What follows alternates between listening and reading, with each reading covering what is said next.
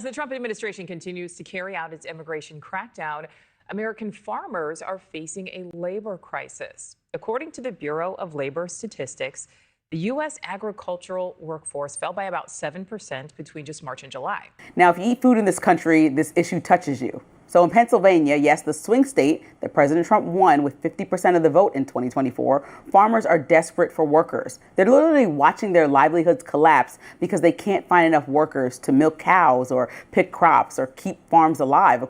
I think agriculture has taken a heck of a hit on a lot of misinformation, and he is not helping the farmer.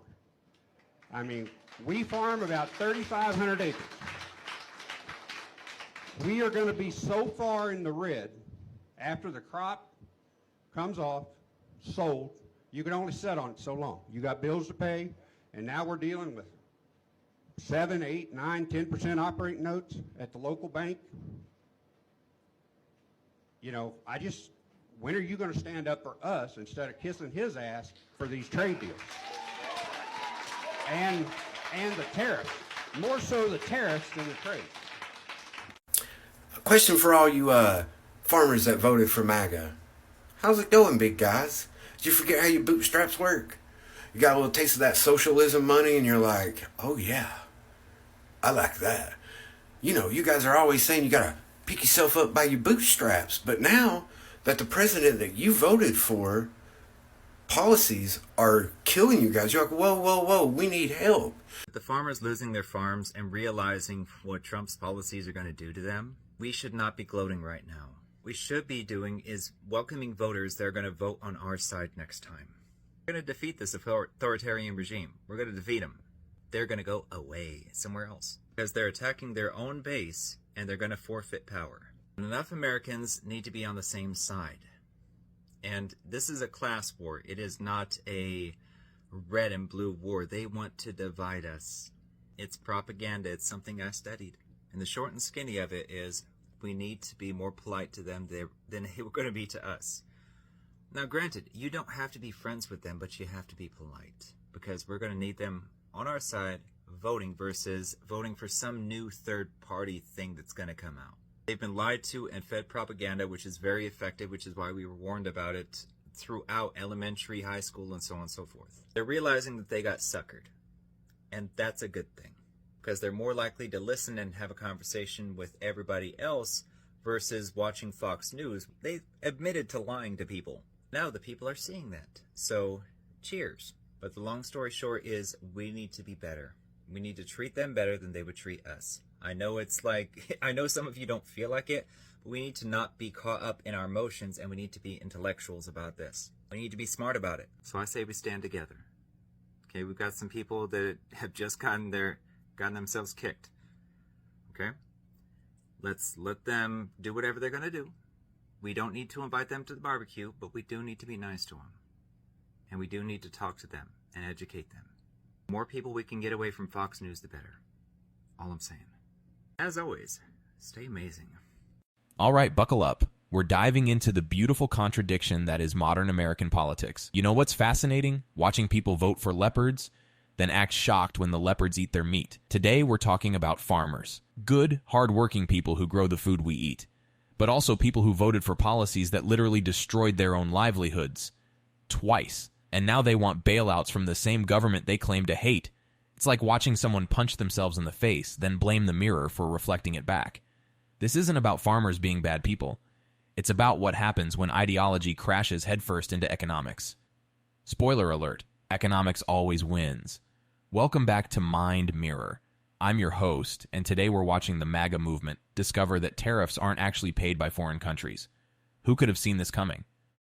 So the farmers that now are all going bankrupt and unaliving themselves and asking for help, which is socialism from Trump, saying we cannot be socialist because we're Christian right-wing people.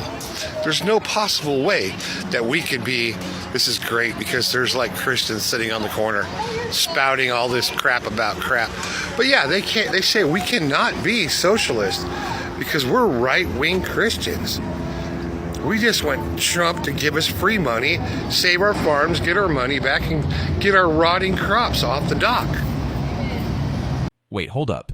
Did she just nail the entire problem in 30 seconds? We can't be socialists because we're right-wing Christians, but please give us free money. That's literally socialism, my guy. Government bailouts are textbook wealth redistribution. The only difference is you're asking for it instead of food stamp recipients. And here's the thing, Canada didn't cancel your exports out of spite. They developed alternative supply chains because your guy made them unreliable partners. When you slap tariffs on your trading partners, they don't just sit around waiting. They adapt. It's basic business. If your supplier keeps jacking up prices and threatening you, you find a new supplier. Canada found Brazil, Argentina, and Australia. Congratulations, you played yourself. The economic reality, those contracts aren't coming back. You don't get to unring that bell. Yeah, you can't do that because he's got tariffs on everybody.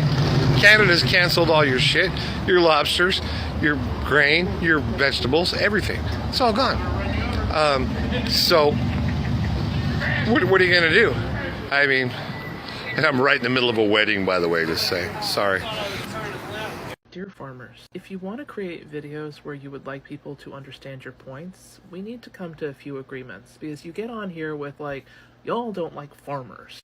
We like farmers. Everybody is really fucking aware that the only way food gets on our plate is farmers. We understand when you're gone, so is our food. We're all clear on that. Kind of like we understand when the bees are gone, so is our food. We're not rhetorically stupid. Well, city folk don't understand how farms operate. You guys keep on saying city folk like we don't understand that means like asshole. Or, you know, if we're being honest, what you're saying is like liberal, trans, gay, woman, blue-haired, hateful, Democrat. I mean, if you're trying to win us over, calling us assholes doesn't really start the conversation off well. 3. Well, we need subsidies. Shit gets more expensive every year. Duh. Do you think somehow, like, things in the city have stayed the same price since 1950? Yes, this woman gets it. City folk don't understand farming.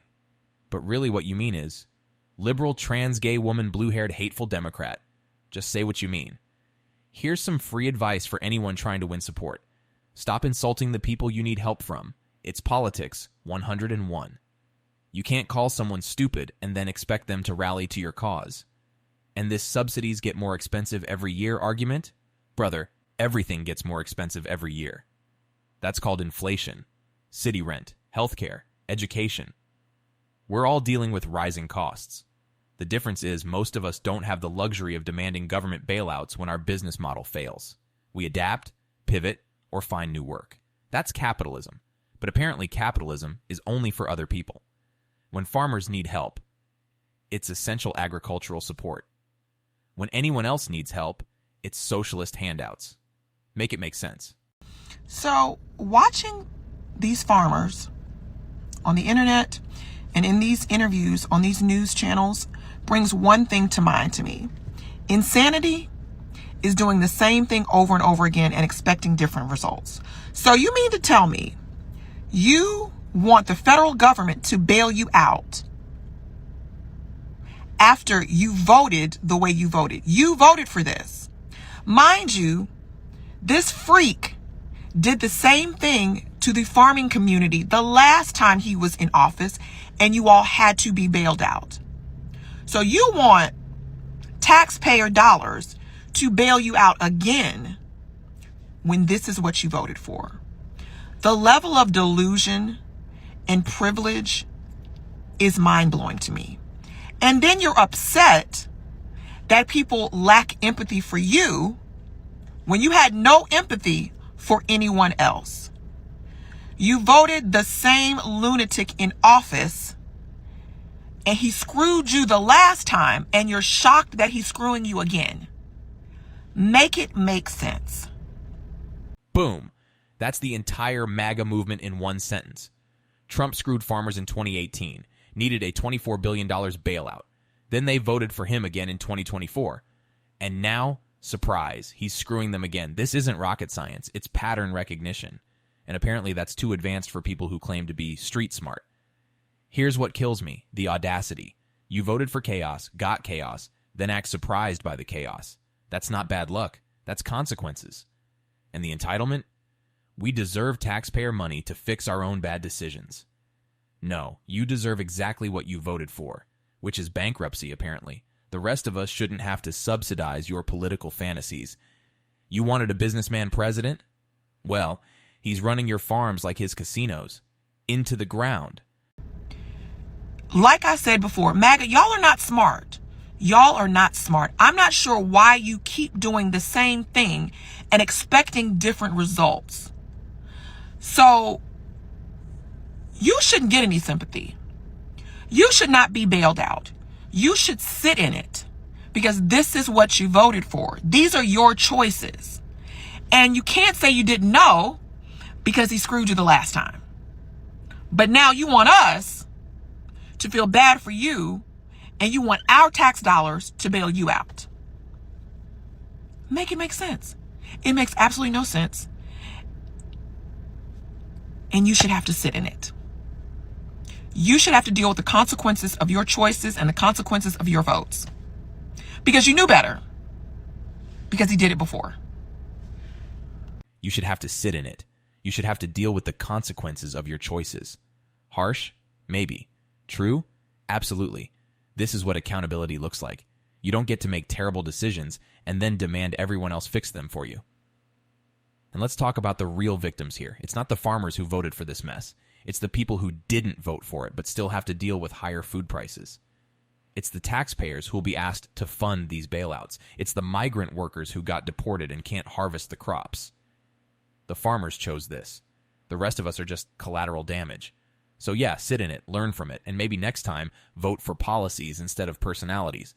Vote for your wallet instead of your feelings. Because feelings don't pay the mortgage.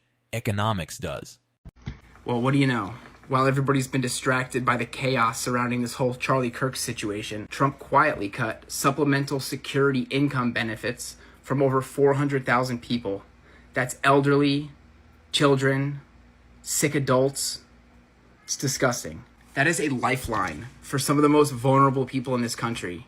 And Trump used the cover and the distraction of Charlie Kirk to gut it from people. Taking food off the table of seniors, denying children with disabilities the help that they need, targeting the poor, the sick, and the defenseless, while giving handouts to his billionaire buddies.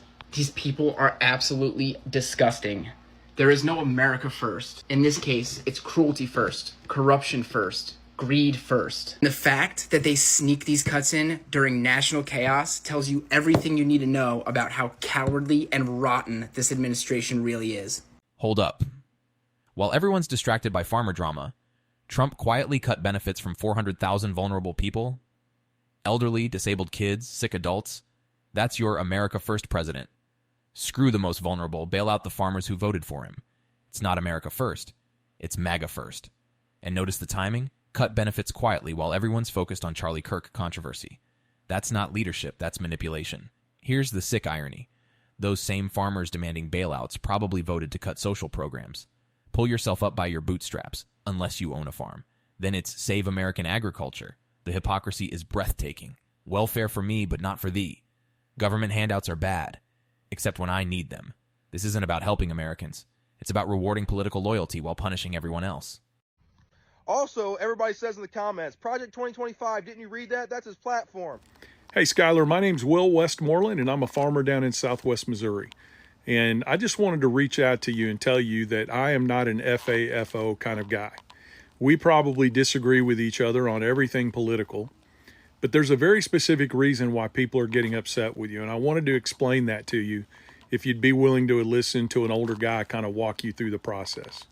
Now, I'm not an FAFO guy because I know what's going to happen to poor people, the elderly, children, single moms, and over 250 million people every night around the world that go to bed hungry if the American farmer and rancher is run out of business because of Trump's policies. And that's what I want to explain to you tonight if you'll listen to me. I also wanted to let you know I sent you a private message. And if you ever want to get on the phone and you want to talk about the issues that Trump is forwarding that are bad for agriculture, I'd be willing to do that, and I'd be willing to listen to your arguments as well. Now this is refreshing. A farmer who actually gets it. Will from Missouri just did what 90% of MAGA supporters refuse to do. Admit they were manipulated. No ego, no defensiveness, just honest acknowledgement of reality. I'm not an FAFO guy because I know what's going to happen to poor people, elderly, children. That's leadership. That's taking responsibility beyond your own immediate interests. And notice his approach. He's not attacking anyone. He's educating, explaining how the con worked, not just that it happened. This is how you build bridges. Not by calling people names, not by doubling down on failed ideology, but by having honest conversations about real solutions. We'll get something that most MAGA supporters don't. When farming fails, everybody suffers.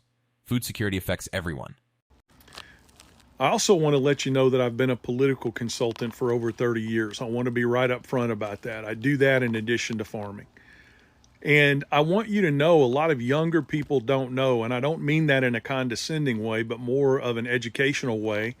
A lot of younger people don't know that right-wing talk radio and news, the pundits, the talking heads, and right-wing talk radio, etc., have been working for over 40 years to develop in rural people exactly the kinds of ideas that you have in your head, that all politicians are crooks, that they're all the same, that you can't trust traditional media, that anything you hear that comes out of Washington, D.C. or New York or the New York Times or CBS News, that it's all a lie.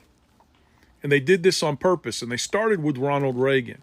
We used to have what's called a fairness doctrine in this country, where if you were a radio station or a television station and you were using the public airwaves to present a message, we had a fairness doctrine where you were required by law to share the other side of the story.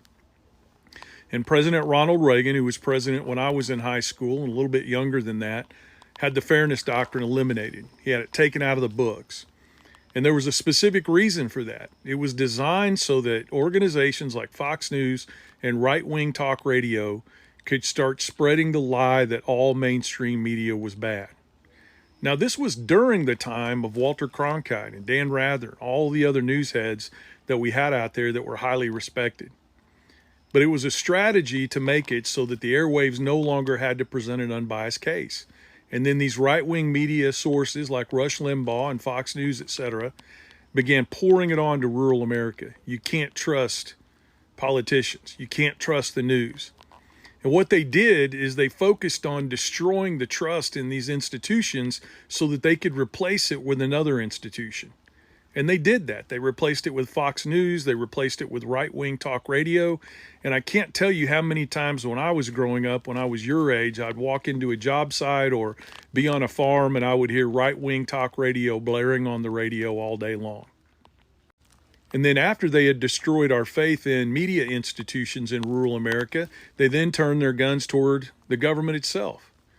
And they began building in us a distrust of government organizations. And Skylar, here's the facts, okay? You can look this up on your own, but these are the facts. Rural America uses more welfare than the blue cities do. Rural America needs more help feeding our children. We need more help keeping our hospitals open. And guys like you and I, farmers out there that grow row crops or do agroforestry or raise cattle, we take welfare too. Now, I don't think there's anything wrong with that because we can't control the cost of our inputs. We can't control the cost of what we sell our products for. We got to pay for shipping both ways, as Kennedy said. But the reality of the situation is they were able to instill in us the idea that the government money coming to us was okay and was a good thing, but the government money going everywhere else was a scam or a sham or communistic or socialistic, etc. This man just dropped a masterclass in media manipulation. The elimination of the Fairness Doctrine in 1987 was the beginning of the end. It allowed Fox News and right-wing talk radio to spread propaganda without having to present opposing viewpoints, and it worked exactly as designed. Destroy trust in mainstream institutions, replace them with partisan sources, then control the narrative. Rural America uses more welfare than blue cities, but they convinced rural voters that their welfare is different. Their subsidies are earned. Everyone else's are handouts. It's brilliant manipulation. Evil, but brilliant. The solution? Fact check everything. Don't trust any single source. And recognize that if someone's telling you only they can be trusted, they're probably lying to you. Critical thinking isn't partisan. It's survival. So it reached a fever pitch finally where a lot of rural people, over 70% of rural farmers and ranchers, only believe the Fox Newses and the talk radio. And when they came to you and told you that Trump wasn't going to implement Project 2025 and that he didn't have anything to do with it, you believe that. And you're not alone. All I'm here to tell you is that you were lied to. I'm not asking you to admit you were wrong. I'm not telling you you effed around and found out, because I don't want to see you lose your farm. And if there's anything I can do to help you not lose your farm, I'd be happy to do it. But in the distrust that you built up for government over time, and due to the fact that you didn't think mainstream media was reliable anymore, and you began listening to the news sources that tried to convince you every day that Project 2025 was not a Trump deal, even though many, many people on his campaign worked for Project 2025, they put it together, they helped write it. There was an entire section on agriculture. And in that section on agriculture, they specifically say they're going to cut out programs like this. Then they're going to cut out crop insurance. And Donald Trump is on record, my friend. And Skylar, look this up. Don't take anything I'm telling you at face value. You look it up. That's the difference between me and a lot of people on here. Check what I've said. Make sure I'm not lying to you. But Donald Trump is on record saying that corporate farming is better than small family farms and ranches. And Skylar, that's what they're trying to do. They're trying to corporatize agriculture. And I'm not talking about when you and I go out and put together an LLC so that we can get the tax benefits and the protections from liability that come with that. I'm talking about big ag corporations in Wall Street buying up family farms and ranches as they go out of business so that they can turn it into just another investment. In the last 10 years, we've broken every record for farms being bought up by investment companies. There's your real enemy, farmers. Not immigrants, not Democrats, not city folks, Wall Street. Corporate agriculture is the end game. Small family farms can't compete with massive corporate operations that don't care about communities, just profit margins. And guess what Trump supports? Corporate agriculture. He literally said it on record. Corporate farming is better than family farms. You voted for the guy who wants to eliminate you. How's that for irony? The culture wars were the distraction. While you were worried about bathrooms and pronouns, Wall Street was buying up your land. While you were angry at welfare recipients, corporations were getting massive tax breaks. You got played. The question is, what are you going to do about it? In the last 10 years, we've broken every single record in regard to the number of farms and ranches being bought up by investment companies in the United States. And I'd be happy to share all of that data with you. But my friend, I think the worst thing that they did to us in rural America is they convinced us somehow to place the culture wars over our own well-being. And what do I mean by that? Brother, when I was young, you didn't care what anybody did in their bedroom. Gay, lesbian, trans, whatever. That was their life. And the only way the law changed was just to say that you can't discriminate against those people when you're hiring. And you can't commit acts of hate against them because they're different than you and I as heterosexual white men. That's all the law did. And Skylar, did you know that the Southern Baptist Convention, and I was a Southern Baptist for a long time, do you know that the Southern Baptist Convention had its own clauses in their charter that said that abortion was okay in the event that it saved the life of the mother or the child might be deformed? But it was political hacks in the religious Christian movement that came in and politicized the abortion topic in order to get folks like you and I in rural America to turn against it. So I'm not here to tell you F-A-F-O, brother. I know how hard you work every day, and I know what you're trying to do for your family because I'm doing the same thing. And you may listen to what I have to say, and you may just think this is the most ridiculous thing I've ever heard. But I hope you'll listen to it with an open mind, and I hope you'll double check and research what I've told you. Because the truth of the matter is we've been lied to. So at this stage, I'm not even asking you to say you were wrong. I'm just asking you to admit that you were lied to.